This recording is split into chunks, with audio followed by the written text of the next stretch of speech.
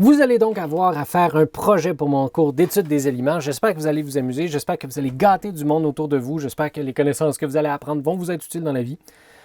Ou au pire, que ça ne soit pas trop rough. Je vais vous souhaiter le meilleur. Mais dans ce projet-là, il va donc falloir que ça soit scientifique. Je vous disais qu'il va y avoir une suffisante comment on appelle ça? Précision dans votre projet, que ça va être suffisamment reproductible, qu'il va y avoir le moins de sources d'erreur. Puis, tu sais, au pire, s'il y a plein de sources d'erreur, au moins, dites-le. Regardez, il y a une source d'erreur à telle place. Si ce n'est pas suffisamment précis, au pire, dites-le. Il n'est pas suffisamment précis pour telle raison. Vous ne perdrez pas de point tant que vous êtes capable d'analyser ces trois paramètres-là. Mais ces trois paramètres-là, ces trois caractéristiques-là viennent de caractéristiques encore plus fondamentales de la science. La science, c'est donc des connaissances obtenues par la méthode scientifique et il y a ces quatre caractéristiques-là fondamentales qui font que de la science, c'est de la science. Il faut que ça soit reproductible, réfutable, prédictif et provisoire. Et de ça, après ça, découle mon histoire de pour que ça soit scientifique, il faut que pas de source d'erreur, il faut que ça soit précis, puis il faut que ça soit reproductible. Si vous avez ces trois caractéristiques-là, vous allez avoir ces quatre grandes caractéristiques fondamentales de la science. Par reproductible, ben Colin, si vous n'êtes pas capable de reproduire quelque chose, ben c'est pas de la science. Fait que si quelqu'un a je sais pas moi, découvert un nouvel atome dans le tableau périodique, puis pas personne d'autre est capable de redécouvrir cet atome-là, ben c'est pas de la science. Il faut que ça soit reproductible. On va parler d'apparition de la vie sur Terre au cours sur l'eau.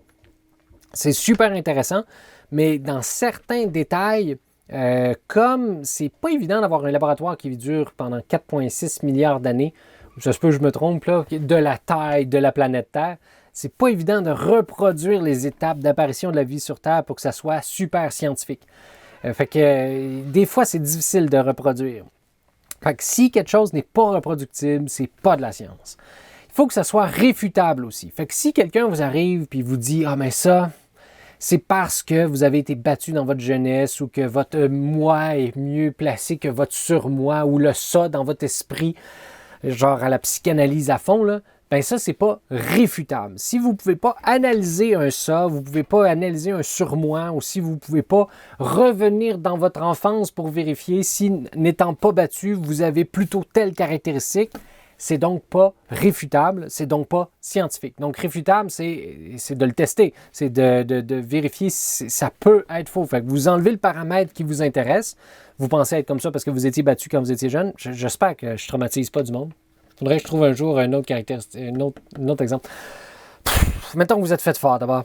Fait que si vous ne pouvez pas revenir dans le passé puis empêcher votre mère de vous battre quand vous étiez jeune, ben Colin, c'est pas réfutable. On ne peut pas être absolument sûr que c'est ça. On peut avoir de bonnes idées, par exemple, mais ça ne sera pas de la science à proprement dit.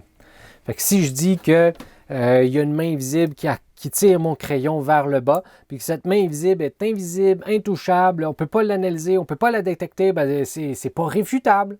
Si vous étiez capable de la voir ou de la peser ou de l'analyser, là, ça deviendrait réfutable. Si tu arrives pour peser puis elle ne pèse rien, si tu arrives pour la voir, vous ne voyez rien, vous êtes tenté de réfuter. Donc, c'est... Bon, je me souviens plus du début de la phrase. Vous comprenez? Il faut que ça soit réfutable. Bref, il faut que ça soit testable. Il faut que ça soit prédictif, la science. Fait qu'avec ce que vous allez découvrir, par exemple, vous avez réalisé que chez les gens de Tracy, ils aiment plus les brownies que les gens de Sorel. Ça veut dire que l'année prochaine, si on refait le même test, vous êtes capable de prédire que les gens de Tracy vont être encore plus apprécier les brownies que les Sorellois. Sinon, si vous n'êtes pas capable de faire de prédiction, c'est un peu comme si vous n'étiez pas capable de faire ça, la reproductibilité. Il ne faudrait pas faire des jeux de mots un peu croches avec ça. Il faut faire attention. La prédictivité, c'est un peu comme la reproductibilité. Ça va un peu ensemble. La plus belle prédiction qui a marqué l'esprit scientifique, c'est la découverte de Neptune. Il y avait deux mathématiciens, astronomes, Adams en Angleterre puis Leverrier en France, qui étudiaient l'orbite d'Uranus dans le ciel.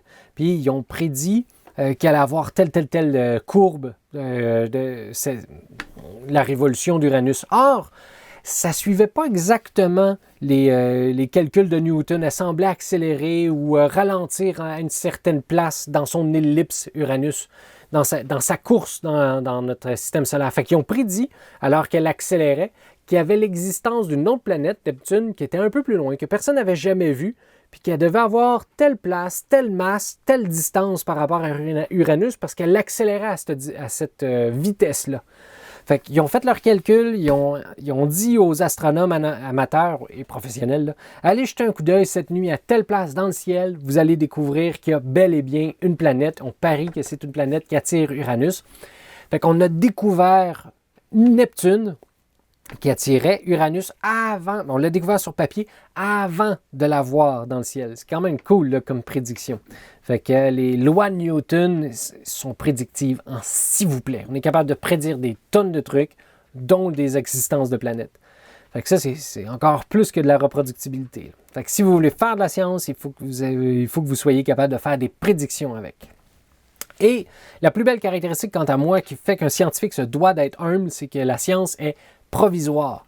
Tant vous connaissez peut-être un peu Antoine Lavoisier, hein, celui qui a dit « rien ne se perd, rien ne se crée ». Tout se transforme, exactement. Fait que vous dormez peut-être, je vous entends pas. Non, probablement que ça vous est venu sur le bout de la langue. Fait que rien ne se perd, rien ne se crée, tout se transforme. Sauf que, Einstein l'a prédit, il y a moyen d'avoir de la matière dans un accélérateur de particules, puis à un moment donné, pouf, ça disparaît. Ou dans un accélérateur de particules, puis à un moment donné, pouf, il y a de la matière qui apparaît. Fait qu'Einstein l'avait prédit avec son E est égal à mc2.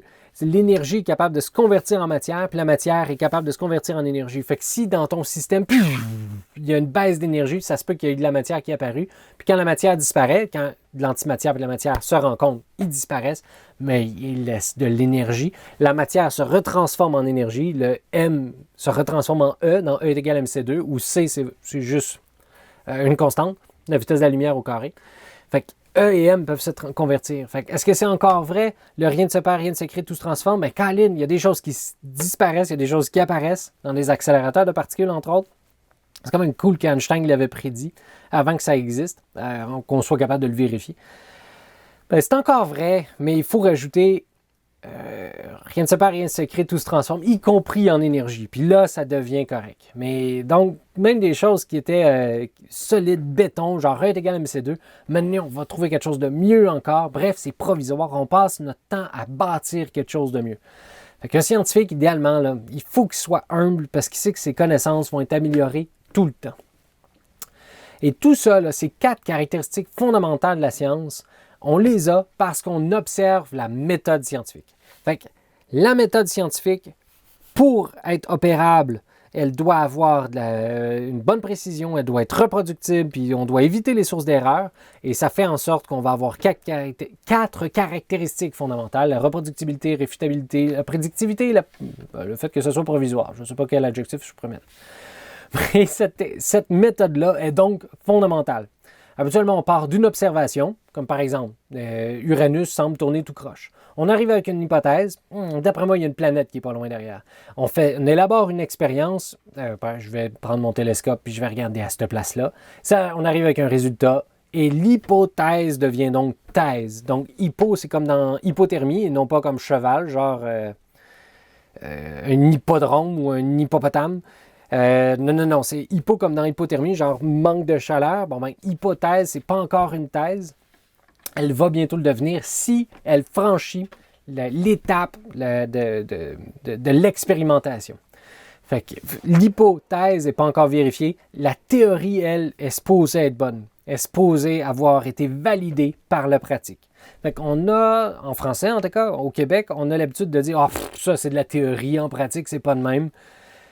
Habituellement, une théorie est supposée accoter la pratique. Sinon, ça reste juste une hypothèse qui n'a pas encore été validée ou qui n'est même pas valide. Une théorie, c'est supposé être une hypothèse qu'on a validée par la pratique. Mais bon, c'est correct de dire « Ah, c'est juste de la théorie, ça », mais on s'entend que c'est plus un synonyme d'hypothèse. C'est un peu comme science.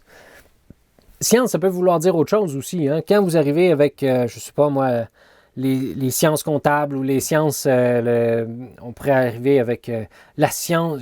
Moi, je n'ai pas la science, par exemple, de faire de la mécanique automobile.